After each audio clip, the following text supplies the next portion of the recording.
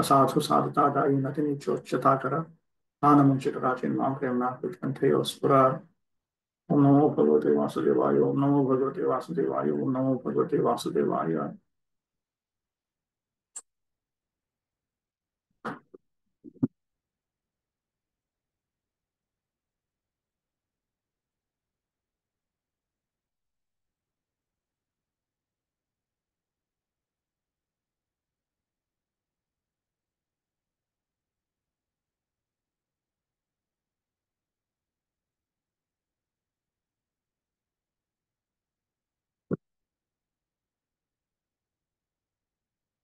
1.17.19 to 1.17.31.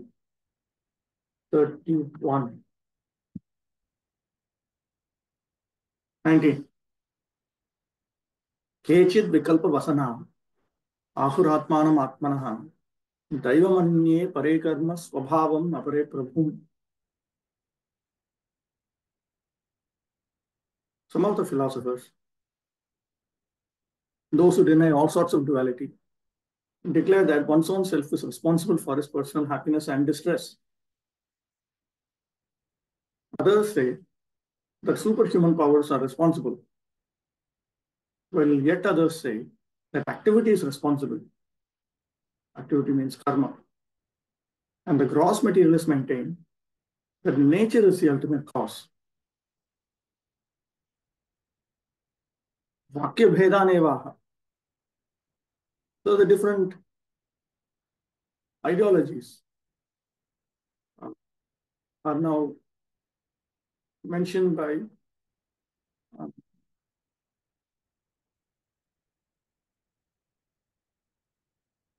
the bull, dharma.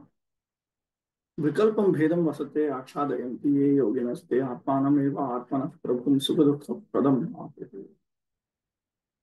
Taduktam atmaiva ki atmano bandhur atmaiva ripuratmana iti. So there are different philosophical positions that are taken up. The first philosophical position is that one's own self is responsible. And this is based on statements like what we find in the Bhagavad Gita 6.5. The self is himself the friend of the self, and the self is himself the enemy of the self. Yadva vikalpaihi kutarkaihi pravritta nastika, or else the atheists evam hi te vadanti natavad devatadinam prabhutvam pramadhinatvat. There's no question of the devas and others ruling over us because of being under the control of karma. Nacha karmana swadhinatvad acetanatvad. Nacha karmana swadhinatvad acetanatvad. Atah swayameva prabhu nacha anya kastiriti. But karma is not independent, and karma is also inert, not conscious. Therefore, oneself is the cause, and nobody else is the cause. Anye daivagya, daivam, grahadi rupam, devatam. Then there are others who say karma is the cause. Sorry, daiva is the cause. And daiva here refers to the various planets and other heavenly bodies that are studied in astrology. So these are the astrologers. So the astrologers say that divinity in the form of these different grahas, heavenly bodies that have an impact on human affairs, they are the cause. Paretu mimamsaka karma. And then there are others. The mimamsakas, karma mimamsakas. They say karma is the cause. Apare laukayatikaha swabhavam. And then the Lokayatika, the Charvaka philosophers, the materialists, they say swabhava, or nature, is the cause. Vakya bheda vimohitan ganayati kechit ityekena. So the different positions are now brought out here in one verse.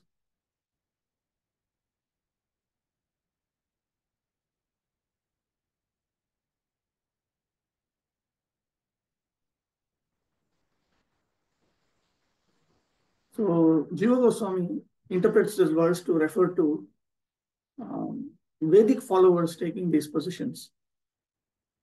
And Vedic followers, they all accept the authority of the Vedas.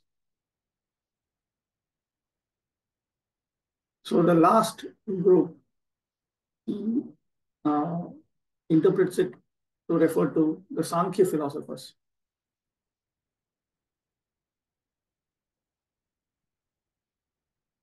Vishnu Chakravarti Thakur,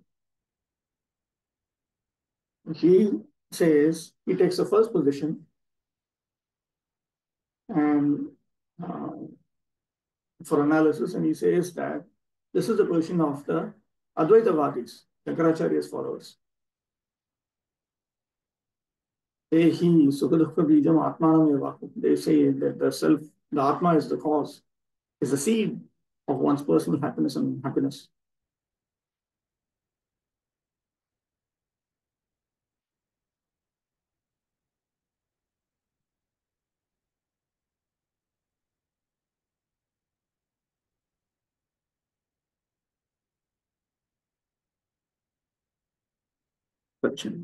Question. Yeah.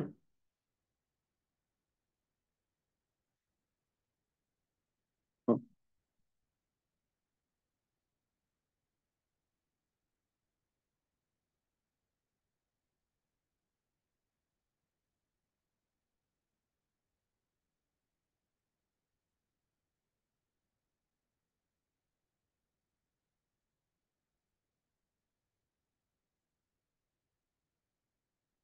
In Srila Baladev Vidyabhushan Prabhu's explanation, the first group refer to those who cover up the distinction between the Jiva and Ishvara. Certain atheists who follow the atheistic Kapila.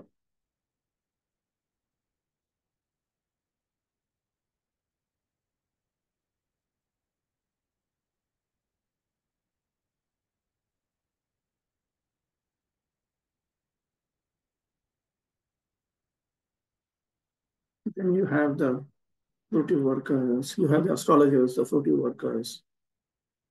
All of them have their different siddhantas, conclusions. The Buddhists, they consider material nature to be the cause.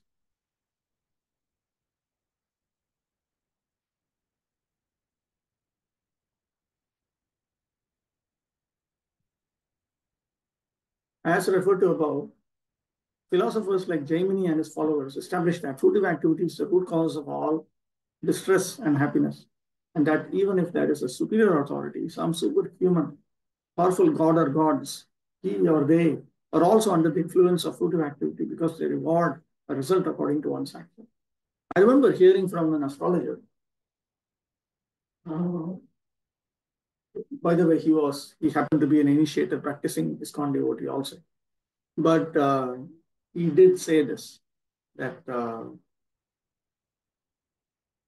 you cannot get out of the clutches of your horoscope. Everybody is under his horoscope, the influence of his horoscope. Look at Lord Ramachandra's horoscope. He has to be separated from his beloved chaste wife. Everybody is under the control of one's horoscope. Even if you're God. So the Daivagyas, the astrologers, they do imagine these things many times. Sometimes they may not. Possible. They say that action is not.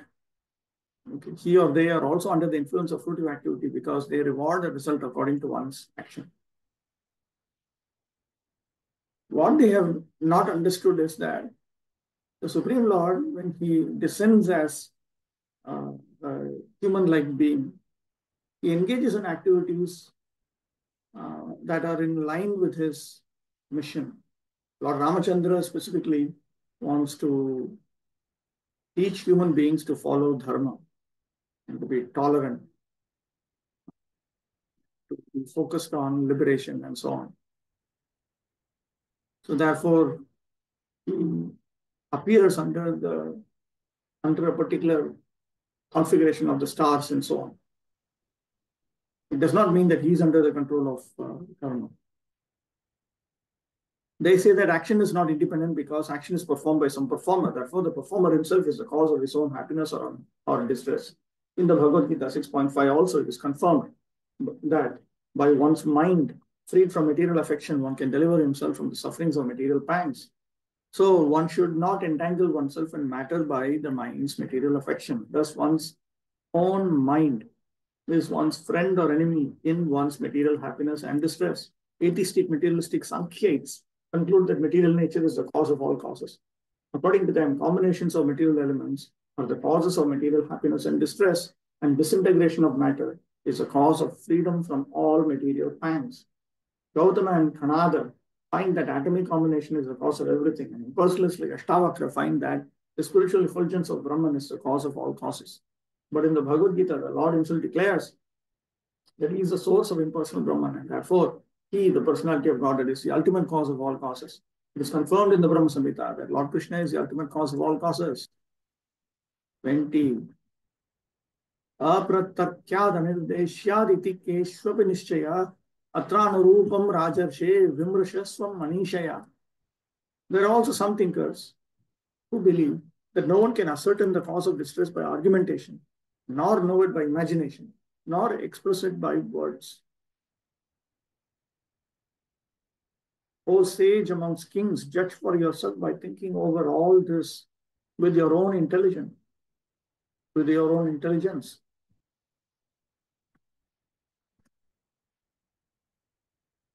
Yeshuapi, Seshwareshu Madhya. And amongst those who are theists, some believe that you cannot understand this.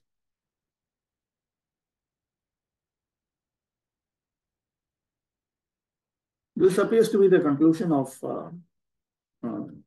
Dharma here. Apratarkyam, because the cause of one's sufferings is beyond the range of one's mind. Anirdeshya, Vachana Agochara, Parameshwara. And because the Supreme Lord, who is that cause, he is beyond the range of one's speech also. So think about all this.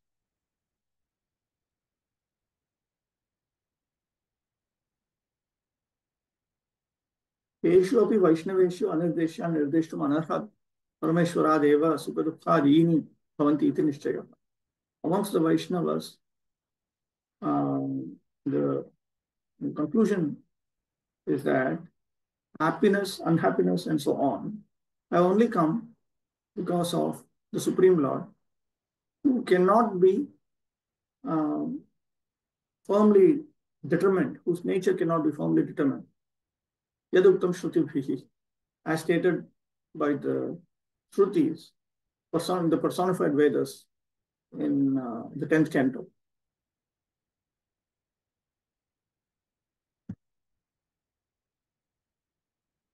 Bhagavad Gita also, 10.4 and 5, says very clearly that happiness, unhappiness, and so on are coming only from Lord Shri Krishna. Anutarhi katham nirdeshtum anarhatvam. Then how can you say that the Supreme Lord's nature cannot be determined? Satyam, that's true. Alakarma swabhava graha bhuta nripa sarpa rogadibhya eva loke kleshasya darshana tesham eva nirdeshyatvat. Because in this world, people can clearly ascertain the causes of their unhappiness in terms of kala, karmic reaction. Kala meaning the destructive force of time, which is natural. Then karmic reaction, swabhava, nature, graha, the planetary configurations, bhutas, the various ghostly beings and other superhuman creatures, nripa, government agencies, sarpa, snakes, roga, diseases, and so on. Vastudastu tesham aswatantyatcha bhagavata eva sarvam bhavati iti siddhantat bhagavata sakashat dukkham bhavati iti upasakanam vaktum anauchityatcha. However, in reality, all of them are non-independent. And because the conclusion is all of this has come about because of Bhagavan. And for worshippers of Bhagavan, it is inappropriate to say that distress comes from Bhagavan.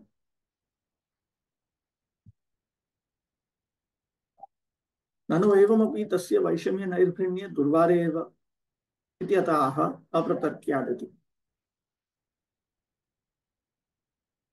Anticipated objection. In that case, then the Supreme Lord will have to be charged with being partial to someone, cruel to someone, and so on. This would be inevitable. Therefore, the word apratarkyat is used. The Supreme Being is beyond the power of reason.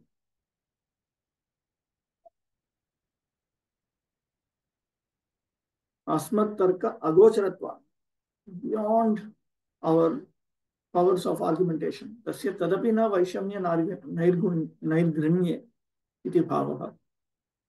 No, he is not partial and so on. Yadattam Bhishmena, as stated by Bhishma in 1.9.16. Nobody can understand, O king, the plans of this person, Lord Krishna.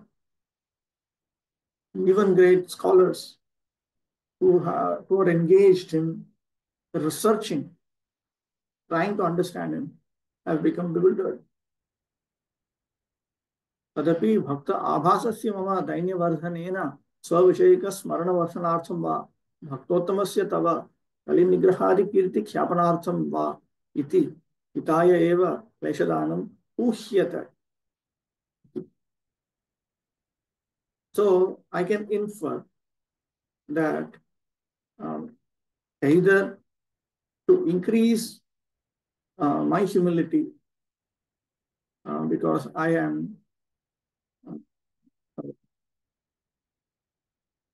resemble a devotee, in order to increase remembrance of the Lord himself,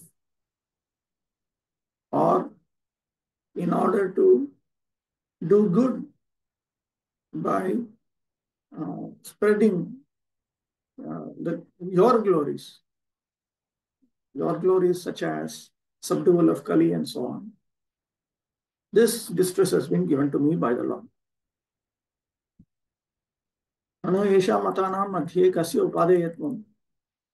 Now, out of all these different opinions, which opinion is meant to be accepted?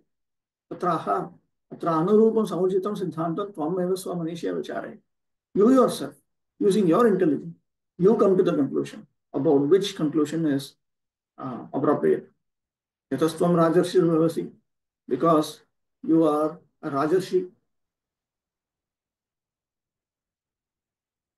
Ityukta Bhangya Nishchay Shabdat Sarvante Kathanacha Vaishnava Matasya Siddhantatva. So because of having spoken in this indirect manner, and because the word Nishchaya is used here, it has been definitely concluded. And because this position is stated at the very end, the opinion of the Vaishnavas is the actual conclusion.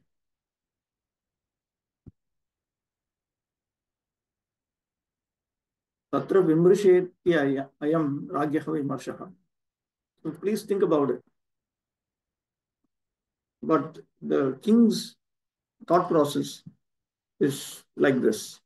न तावत् क्लेशानां मिथ्यात्वं प्रकटम् अनुभूयमानत्वात् न च आत्मनस्तत् कारणत्वं जीवात्मनः पारतन्त्र्या न च ग्रहाणां तेषां कालचक्र अधीनत्वात् न च कर्मणः जाड्यात् किं च साक्षात् धर्मस्य अस्य किं प्रारब्धम् अप्रारब्धं वा पापमस्ति पापवत्वे धर्मत्वस्यैव अनुपपत्तेः न च स्वभावस्य तस्य अनैकान्तिकत्वात्.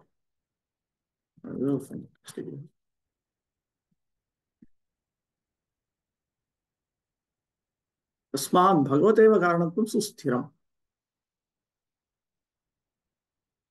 So this is the king's thought process.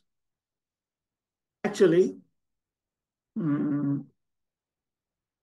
these distresses are not false. They are true. because they can be experienced. The self is not the cause because the Jivatma is dependent. The heavenly bodies, they are not the cause because they are under the control of the Kala Chakra, the movement of time. Karma is not the cause because it is inert. Moreover, this person is Sakshat Dharma. And it is not possible that Sakshat Dharma, direct Dharma himself, will have Prarabdha or Aprarabdha sinful reactions. In which case, it would not be appropriate for somebody who is sinful to be the very personification of Dharma. One cannot say Swabhava or material nature is the cause, because it is not always seen to be so. Tasmad Bhagavate eva karanatvam sustiram. Therefore, the proper conclusion is Bhagavan is the cause. Tad viditsitam tu sarve durgeyam eva. But his plans cannot be understood by everyone. Iti bhishmoktireva pramana. And the evidence for that is the statement of Bhishma.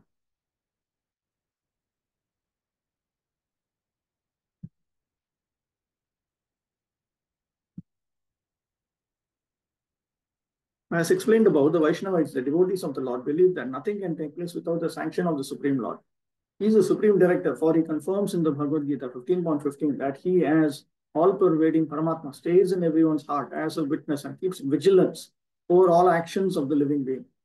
The argument of the atheist that one cannot be punished for one's misdeeds unless they are proved before a qualified justice is refuted herein, for we accept the Lord as the perpetual witness and constant companion of the living being.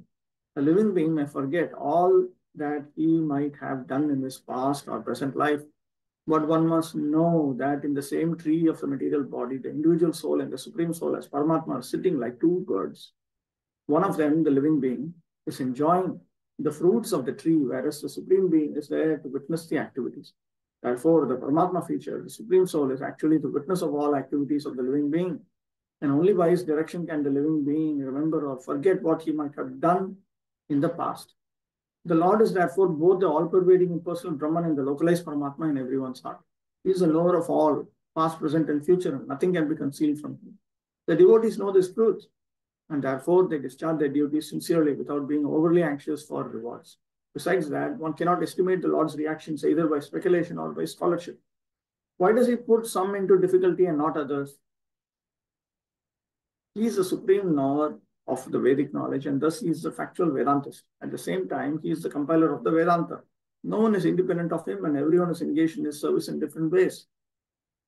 In the conditioned state, such services are rendered by the living being under the force of the material nature, whereas in the liberated state, the living being is helped by the spiritual nature in the voluntary loving service of the Lord. There is no incongruity, there is no disparity, there is no irregularity or inebriety. There's no addictive defect in his actions. All are on the path of absolute truth.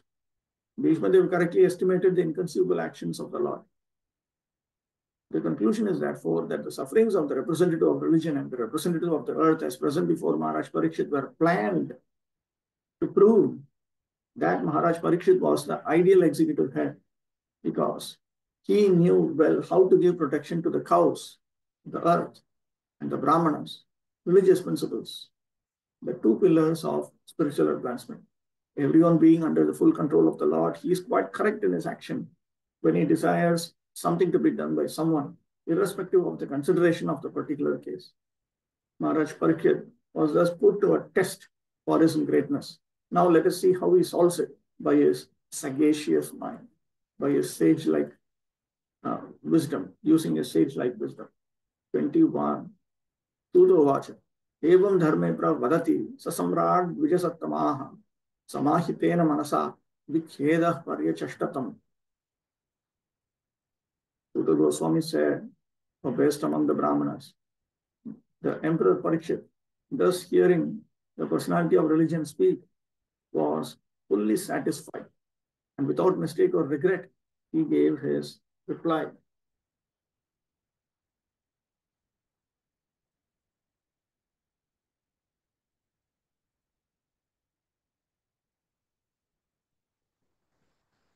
Samahitena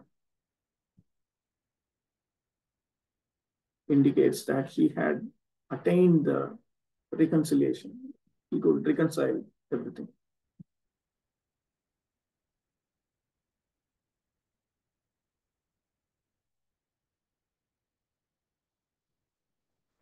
So when Dharma spoke like this, Emperor Parikshit, uh,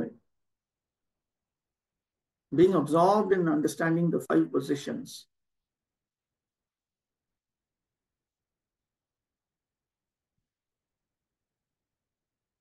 recognized the speaker to be Dharma. Therefore, he became free from doubts. Etaduktam bhavati. This is the point. Prakriti samsarga viragayoho, vrushyakartrikayoho, naklesha tatkshaya hetatvam. Tat samsargat pragiva, tat viragat putratrapi, punastat samsarga prasangat, ubhayor vivuttvena sadaiva sanidhyat, nacha grahanam tesham kala chakradhinattvena. Oh, okay, he's just explaining the same that Vishwanath Chakravarti explained in the previous commentary. So the king understood that this is dharma. Only such a person can think so deeply about all of this.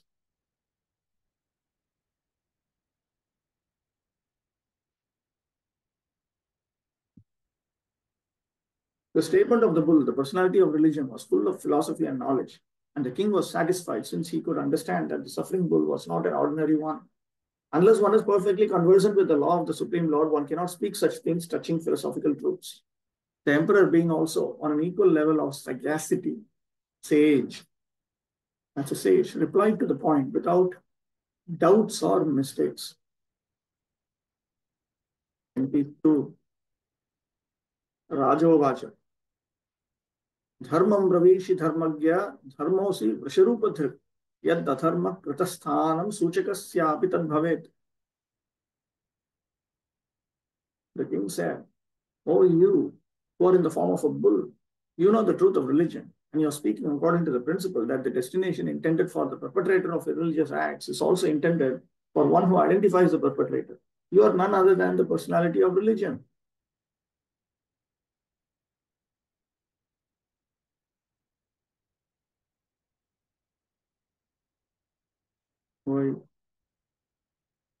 I found Madhvacharya remark here. Wait.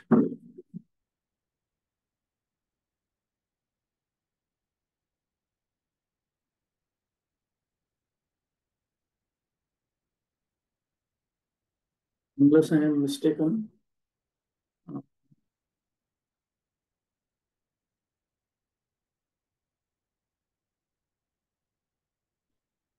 22, Dharmam Gavishi.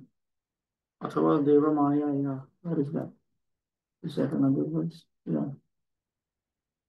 Why is it not being in Madhvacharya here? Madhvacharya has commented. Asatam suchakasya na doshaha, tathapi satam na suchaniyam iti darshayitum.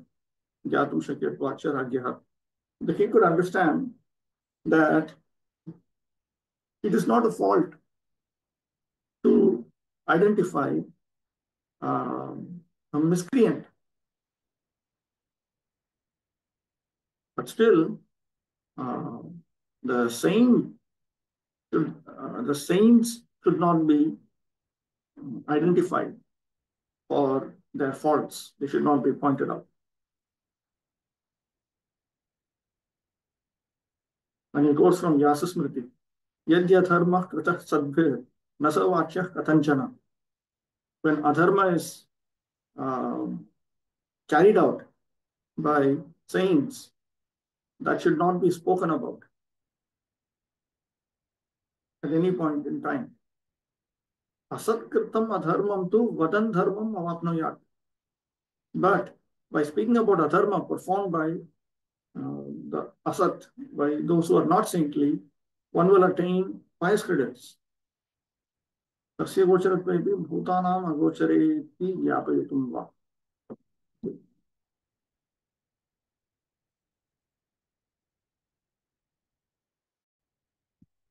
धारितमिति ब्रुवन् घातकं जानन् अपि न सूचयेत् इत्येवं रूपं धर्मं प्रविश्य अतो धर्मोऽसि. सूचने को दोष यद्यति स्थानं नरकादि. Even though you know, you're still not pointing out, therefore you are dharma.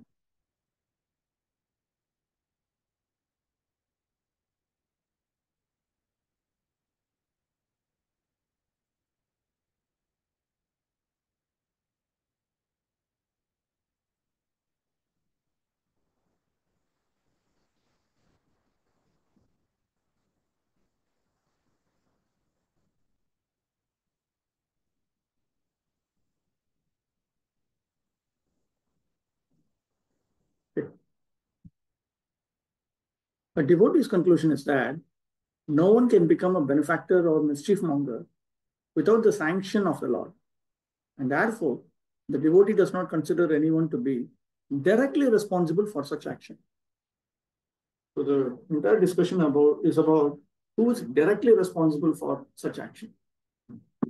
But in both the cases, he takes it for granted that either benefit or loss is God sent, and thus it is his grace. In case of benefit, no one will deny that it is God sent. But in case of loss or reverses, one becomes doubtful about how the Lord could be so unkind to his devotee as to put him into great difficulty. Jesus Christ was seemingly put into such great difficulty, being crucified by the ignorant, but he was never angry at the mischief mongers. That is the way a devotee accepts a thing, either favorable or unfavorable. And thus, for a devotee, the identifier is as much a sinner as the mischief monger. The devotee tolerates all reverses as God's grace. Maharaj Parikshit observed this, and therefore he could understand that the bull was none other than the personality of religion himself. In other words, the devotee has no suffering at all, because so-called suffering is also God's grace for a devotee who sees God in everything. The cow and bull never placed any complaint before the king for being tortured by the personality of Kali, although everyone lodges such complaints before the state authorities. The extraordinary behavior of the bull made the king conclude that the bull was certainly the personality of religion, for no one else could understand the finer intricacies of the codes of religion. 23. अथवा देव मायाया नूनं गतिरगोचरा चेतसो वचसुश्चापि भूतानामिति निश्चय.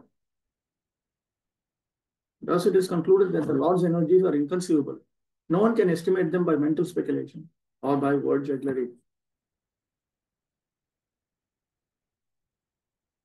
Yadva ajnanat api agathanam bhavati.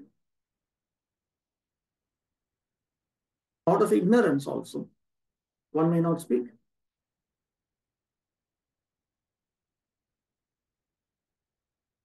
It is by the force of the Supreme Lord's Maya that different living entities engage in activities that characterize one as being the object of murder,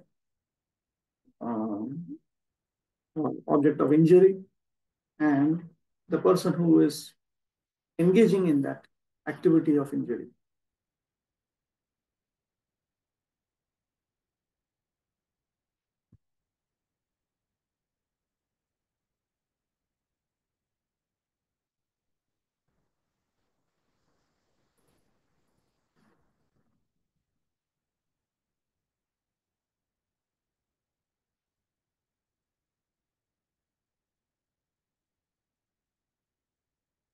According to Vishnacharya Thakur, he is now accepting the position that the Supreme Lord is apratatya. This word was used before by Dharma. The Supreme Lord is beyond one's logical understanding. The question may be raised as to why a devotee should refrain from identifying an actor, although the devotee knows definitely that the Lord is the ultimate doer of everything. Although one knows the ultimate doer, why should one pose himself as ignorant of the actual performer? To answer this doubt, the reply is that the Lord is also not directly responsible for everything, for everything is done by his deputed Maya Shakti or material energy. The material energy is always provoking doubts about the supreme authority of the Lord. The personality of religion knew perfectly well that nothing can take place without the sanction of the Supreme Lord, and still he was put into doubts by the deluding energy. And thus he refrained from mentioning the supreme cause. This doubtfulness was due to the contamination of both Kali and the material energy. The whole atmosphere of the age of Kali is magnified by the deluding energy, and the proportion of measurement is inexplicable.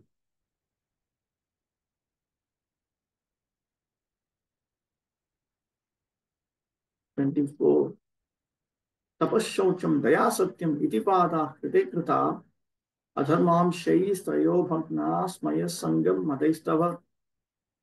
In the age of Satya, truthfulness, the four legs were established by the four principles of austerity, cleanliness, mercy, and truthfulness. But it appears that three of your legs are broken due to a rampant religion in the form of pride, lust for women, and intoxication.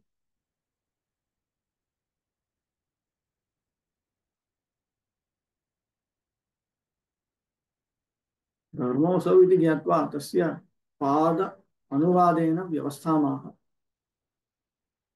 तत्व इति द्वाभ्याम्. Having understood that this is Dharma himself, the king now begins to talk about his legs, the position of his four legs in two verses, beginning with the current verse.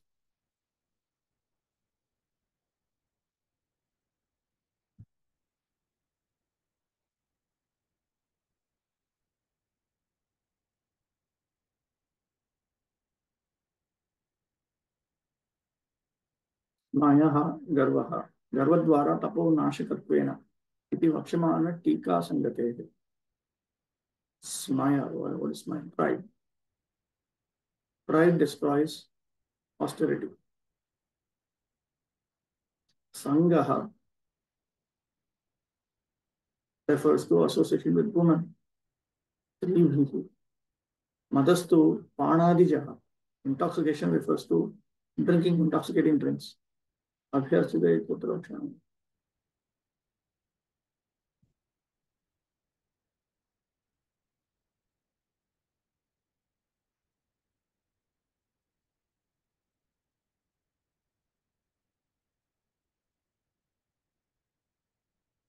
प्रिया अनुक्तमपि तव भद्राभद्रमहं जानामि एव तत्त्वं शृणु. Even though you haven't spoken, I know about your what is all the good and bad that's happening to you. Listen to the truth about you from me. With this in mind, he speaks.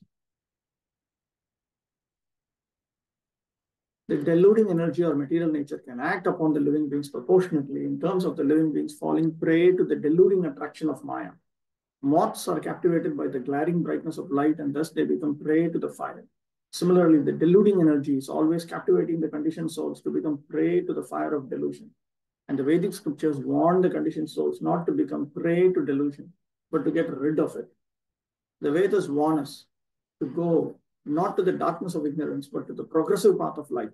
The Lord himself also warns that the deluding power of material energy is too powerful to overcome, but that one who completely surrenders unto the Lord can easily do so. This is Daivi Hesha Gunam. But to surrender unto the lotus feet of the Lord is also not very easy. Such surrender is possible by persons who have cultured transcendental knowledge based on the principles of austerity, cleanliness, mercy, and truthfulness. These four principles of advanced civilization were remarkable features in the age of Satya. In that age, practically every human being was a qualified Brahmana of the highest order. And in the spiritual orders of life, they were all Paramahamsas, or the topmost men of the renounced order.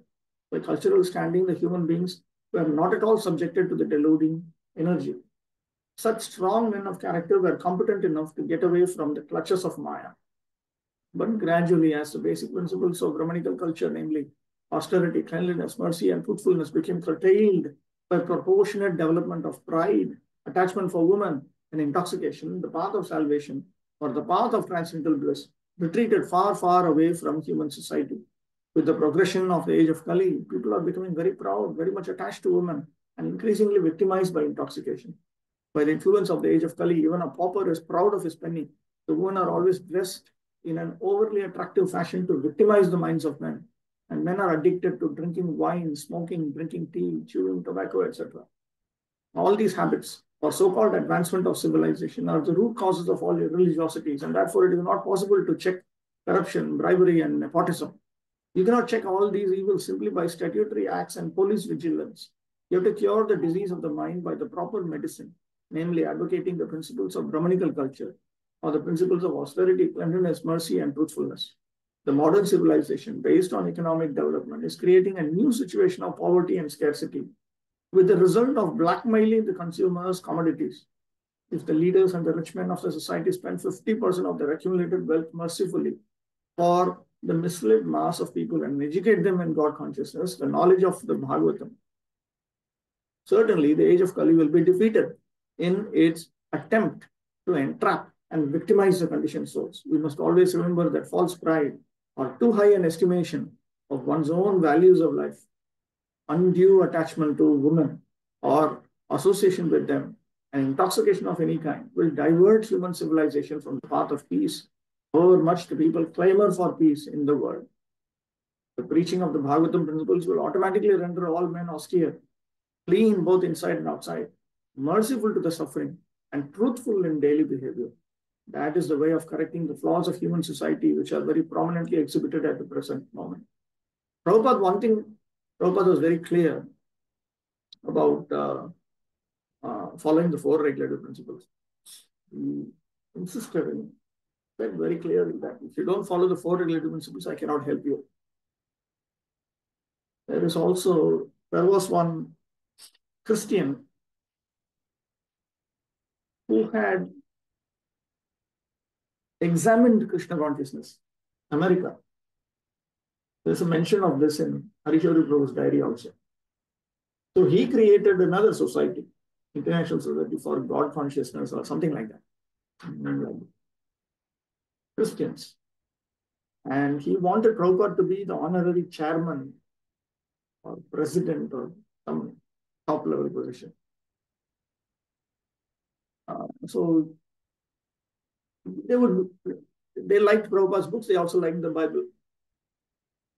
So Prabhupada said, I will only accept this if you can make sure that the members of your society follow the four regulative principles. And then he enlisted. And he enlisted. He said that sexual relationship between husband and wife is also only minimal and only for producing a child. He said, if you can't, if your members can't follow this, I cannot accept this role, because it's like, imagine that you're a doctor and you're called to set up a clinic, and then the patients, they say that we will not be able to follow your prescriptions, but we will come and see you. We can pay you. Good doctors will refuse. They'll refuse such an arrangement. 25. Idanim dharma padaste satyam nirvartayed yataha tam jigrishatya dharmo yam anritena ithitah kalihi. You are now standing on one leg only, which is your truthfulness, and you are somehow or other hobbling along. But quarrel personified, Kali, flourishing by deceit, is also trying to destroy that leg. Idanim, Kalau, in this age of Kali, at the present moment. Te dharma te padas chaturtvamshas tatrapi satyamevasti. Yataha satyad bhavan atmanam nirvartayet tam siddharayet. It is through truthfulness that somehow or other you can sustain yourself.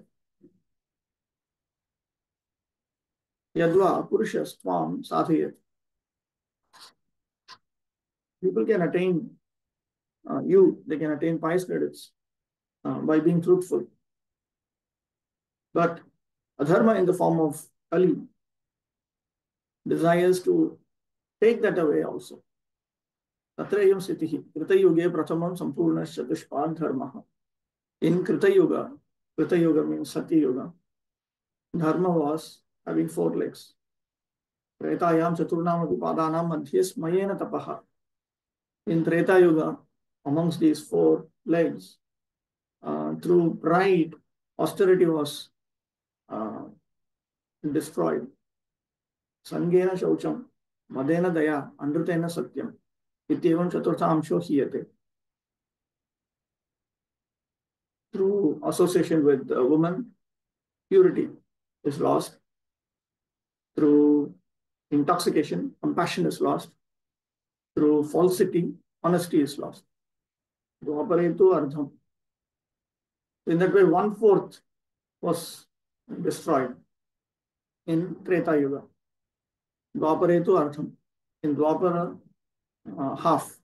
Hello, Chaturthamshaha Avashishyate, Sopyante Vinamshyati. In Kali Yuga, one fourth remaining. That also will be destroyed at the end of Kali Yuga.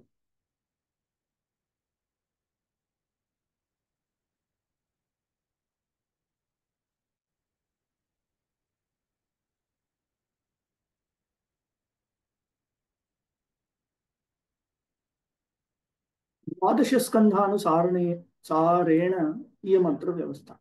So this understanding is derived from the 12th canto.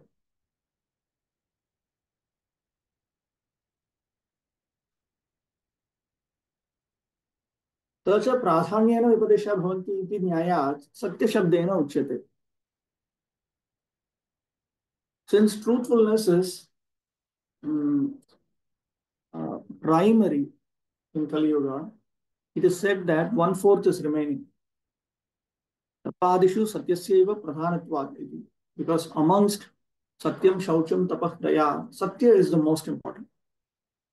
So here satya actually includes tapah, shaucham, tapah, daya also. So all of them are present only into one fourth measure. The principles of religion do not stand on some dogmas or man-made formulas, but they stand on four primary regulative observances, namely austerity, cleanliness, mercy, and truthfulness. The mass of people must be taught to practice these principles from childhood. Austerity means to accept voluntary things which may not be very comfortable for the body, but are conducive for spiritual realization. Fasting, for example. Fasting twice or 4 times a month is a sort of austerity, which may be voluntarily accepted for spiritual realization only and not for any other purposes, political or otherwise. Fastings, which are meant not for self-realization, but for some other purposes, are condemned in the Bhagavad Gita, 17.5 to 6. Similarly, cleanliness is necessary for both the mind and the body. Simply, bodily cleanliness may help to some extent, but cleanliness of the mind is necessary and it is affected by glorifying the Supreme Lord. No one can cleanse the accumulated mental dust without glorifying the Supreme Lord.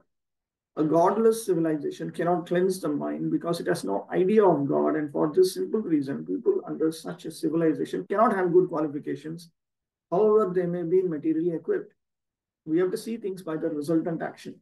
The resultant action of human civilization in the age of Kali is dissatisfaction. So everyone is anxious to get peace of mind. The peace of mind was complete in the Satya age because of the existence of the above-mentioned attributes of the human beings. Gradually, these attributes have diminished in the Treta Yuga to 3/4, in the Dwapara to half, and in the age of Kali to 1/4, which is also gradually diminishing on account of prevailing untruthfulness. So all these four are proportionately reduced from 4/4 to 3/4 to 2/4 to 1/4, and then it will become 0/4. By pride, either artificial or real, the resultant action of austerity is spoiled by too much affection for female association. Cleanliness is spoiled by too much addiction to intoxication. Mercy is spoiled, and by too much lying propaganda, truthfulness is spoiled. Lying propaganda.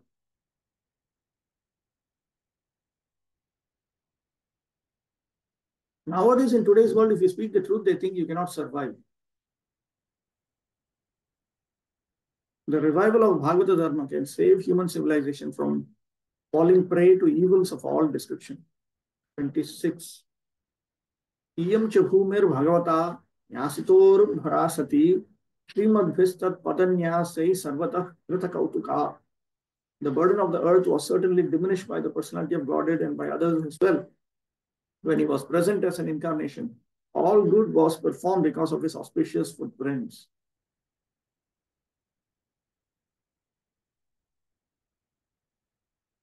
Gnasitovaru bhara अन्योन्य द्वारेण अवतारितः ऊरुः भरः भारः यस्या. The Supreme Lord had removed earth's burden through one another. He caused one group to remove one burden, and then he caused themselves to remove themselves. He used the Yadavas to remove others' burdens, and he used the Yadavas themselves to remove themselves.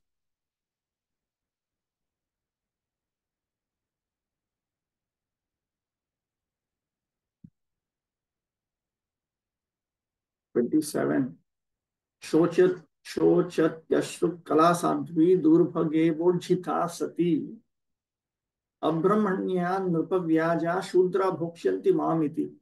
Now she, the chaste one, as if most unfortunate due to being forsaken by the personality of Godhead, laments her future with tears in her eyes, for now she is being ruled and enjoyed by lower class men who pose as rulers.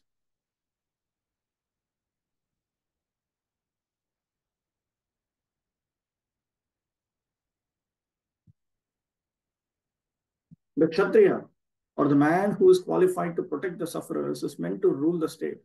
Untrained lower class men or men without ambition to protect the sufferers cannot be placed on the seat of an administrator. Unfortunately, in the age of Kali, the lower class men without training occupy the post of a ruler by strength of popular votes. And instead of protecting the sufferers, such men create a situation quite intolerable for everyone.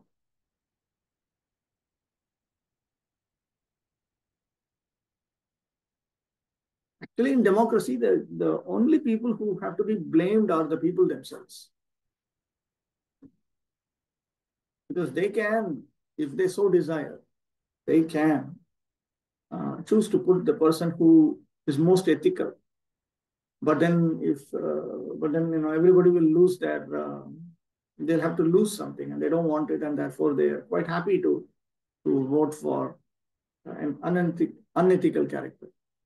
Such rulers illegally gratify themselves at the cost of all comforts of the citizens, and thus the chaste Mother Earth cries to see the pitiable condition of her sons, both men and animals. That is the future of the world in the age of Kali, when irreligiosity prevails most prominently. And in the absence of a suitable king to curb religious tendencies, educating the people systematically in the teachings of Srimad Bhagavatam will clear up the hazy atmosphere of corruption, bribery, blackmail, etc. 28.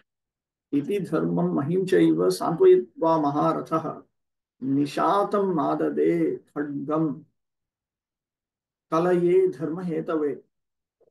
Maharaj Parikshit, who could fight 1,000 enemies single-handedly, thus pacified the personality of religion and the earth. Then he took up a sharp sword to kill the personality of Kali, who is the cause of all irreligion.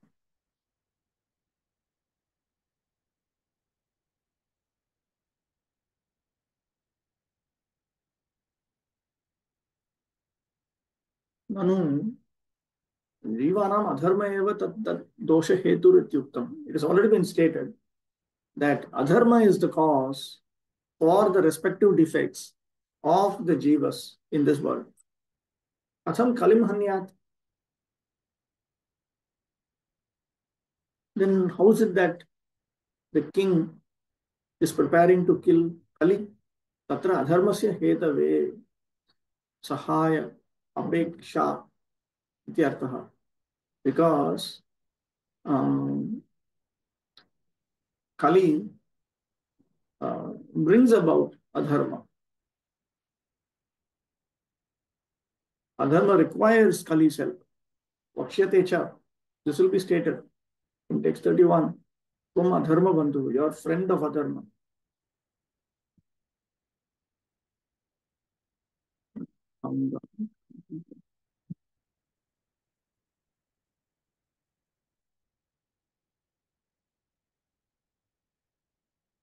Atra Ragyah ayam abhiprayah. So the king was of the following opinion. मत पानिश्च खड्ग दर्शनेन अयमपि नृपचिह्नधारी मया सार्थं द्वन्द्वशः योद्धुम् आयातु ततश्च एनं शीघ्रमेव हनिष्यामि इति.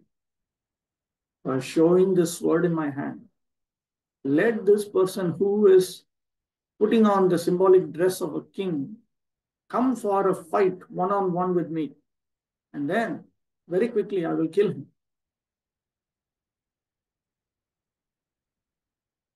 As described above, the personality of Kali is he who deliberately commits all kinds of sinful acts which are forbidden in the revealed scriptures. This age of Kali will certainly be full of all activities of Kali. But this does not mean that the leaders of society, the executive heads, the learned and intelligent men, or above all, the devotees of the Lord, should sit down tightly and become callous to the reactions of the age of Kali. In the rainy season, certainly there will be profuse rainfalls, but that does not mean that men should not take means to protect themselves from the rains.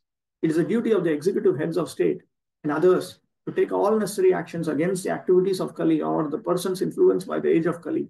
And Maharaj Parikshit is the ideal executive head of the state, for at once he was ready to kill the personality of Kali with a sharp sword. The administrators should not simply pass resolutions for anti-corruptional steps, but they must be ready with sharp swords to kill the persons creating corruptions from the angle of vision of the recognized Shastras. The administrators cannot prevent corrupt activities by allowing wine shops and at the same time making propaganda for people to stop drinking. They must at once close all the shops selling intoxicating drugs and wine and force punishment, even by death, for those who indulge in habits of intoxication of all description. That is a way of stopping the activities of Kali, as exhibited herein by Maharaj Parikshit, the Maharatha. 29. Tam jigham sum abhipretya vikhaya nirpalanchanam tat padamulam shirasa samagad bhaya vihvalaha. When the personality of Kali understood that the king was willing to kill him, he at once abandoned the dress of a king and under pressure of fear completely surrendered to him, bowing his head. Then Kali deliberated as follows. Anena sahayogdham name shaktihi na kshatriyasya sharanapatihi uchita. Atah nirvachihnam vikhaya eva padayorasya patami iti. I don't have the strength to go on a duel with him, and it is not appropriate for a Kshatriya to surrender. He's dressed as a Kshatriya. So he gave up this symbols of a king. In other words, he gave up the symbols of a Kshatriya. And he fell at, and he decided to fall at the feet of this king. The royal dress of the personality of Kali is artificial. The royal dress is suitable for a king or Kshatriya. But when a lower class man artificially dresses himself as a king, his real identity is disclosed by the challenge of a bona fide Kshatriya like Maharaj Parikshit. A real Kshatriya never surrenders. He accepts the challenge of his rival Kshatriya and he fights either to die or to win. Surrender is unknown to a real Kshatriya. In the age of Kali, there are so many pretenders dressing and posing as administrators or executive heads, but their real identity is disclosed when they are challenged by a real Kshatriya. Therefore, when the artificially dressed personality of Kali saw that to fight Maharaj Parikshit was beyond his ability, he bowed down his head like a subordinate and gave up his royal dress. 30. Patitam padayor veera, kripaya dina vatsala, sharanyo navadhit shlokya, ahachedam hasanniva. Maharaj Parikshit, who was qualified to accept surrender and whose glories are worthy of being sung in history, did not kill the poor surrendered and fallen Kali, but smiled compassionately, for he was kind to the poor.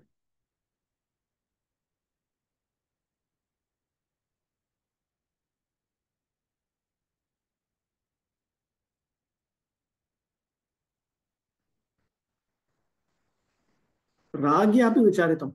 The king also deliberated as follows. Sharanagatoyam hantum anarha. This person has surrendered unto me, so he is not fit to be killed. Tadapi, still, dushtam evam yadi hanmi tarhi sharanagata jatam adharmam alambya mahi eva asau pravekshyati. If I were to kill him, then by taking support of the adharma that comes about by killing a person who has surrendered to me, this very person is going to enter into me. Nam arishyati hasanniveti kopam apagama kopa an apagama apagama ईश्वरेण तादृशैव विधिर् निर्मितः यत् जिघांसोरपि मम हस्तात् त्वम् अद्य रक्षितो भूरिति मनः अनुलापाच्च. So he decided uh,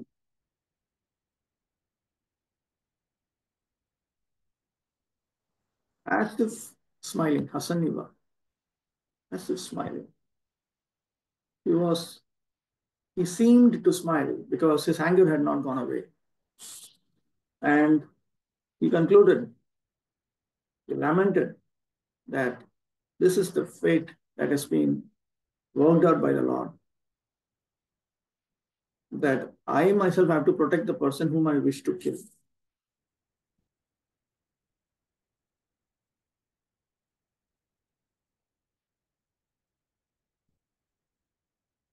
Even an ordinary Kshatriya does not kill a surrendered person, and what to speak of Maharaj Parikshit, who was by nature and kind to the poor. He's smiling because the artificial dressed Kali had disclosed his identity as a lower class man. He was thinking how ironic it was that although no one had ever been saved from his sharp sword, when he decided to kill the poor lower class Kali, was spared by his timely surrender. Maharaj Parikshit's glory and kindness are therefore sung in history. He was a kind and compassionate emperor, fully worthy of accepting surrender even from his enemy. Thus, the personality of Kali was saved by the will of providence. 31. Rajovacha. Nate Gudakesha Yashodharanam Badhanjaler Vai Bhayamasti Kinchit. Na Vartitavyam Bhavata Kathanchana Kshetre Madiye Tvam Adharma Bandhu. The king said, we have inherited the fame of Arjuna. Therefore, since you have surrendered yourself with folded hands, you need not fear for your life. But you cannot remain in my kingdom, for you are the friend of irreligion.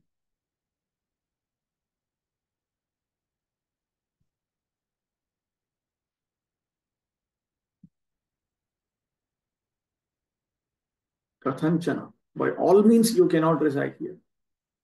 Enapyam shena navartitavyam. No part of you can remain in my kingdom. Yasmatvam adharmasya bandhu, because you are the friend of irreligion, adharma.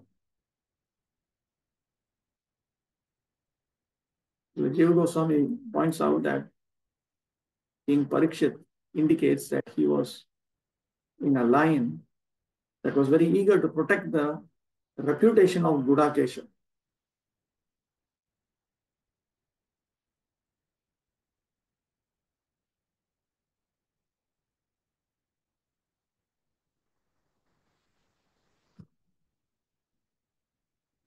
The personality of Kali, who is a friend of all kinds of irreligiosities, may be excused if he surrenders, but in all circumstances, he cannot be allowed to live as a citizen in any part of a welfare state. The Pandavas were entrusted representatives of the personality of Godhead, Lord Krishna, who practically brought into being the battle of Kurukshetra, but not for any personal interest. He wanted an ideal king like Maharaj Yudhishthira and his descendants like Maharaj Parikshit to rule the world. And therefore, a responsible king like Maharaj Parikshit could not allow the friend of religiosity to flourish in his kingdom at the cost of the good fame of the Pandavas. That is the way of wiping out corruption in the state and not otherwise. The friends of religiosity should be banished from the state, and that will save the state from corruption. Okay, so I'll stop with this.